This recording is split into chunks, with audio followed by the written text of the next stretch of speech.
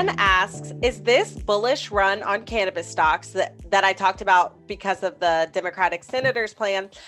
Is it just because of the news? And can we expect the market to be completely flooded with product once the news cycle excitement dies down, thus dropping stock values again, as seen with Canada's situation?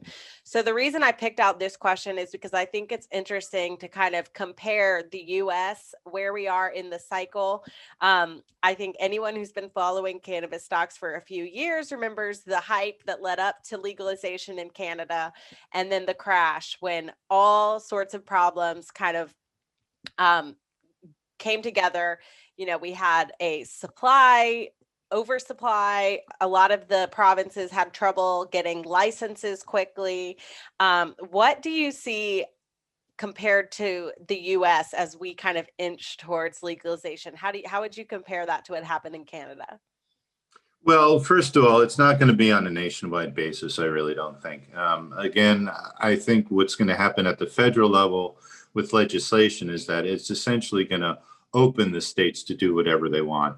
And because of that, you're going to see a form of what we've had these past couple of years, like a piecemeal state by state approach. Some of them will open, some of them won't.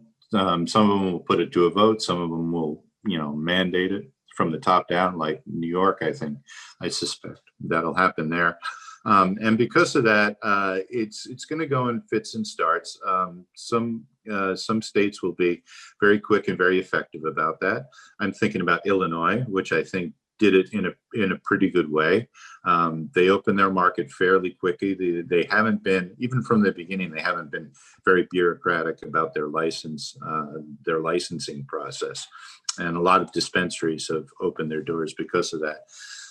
So it really depends on that. But I don't think you're going to see a flood. I don't think all of a sudden the market's going to open wide and every, one house on every block is going to be cultivating cannabis and all of a sudden the prices are going to plunge.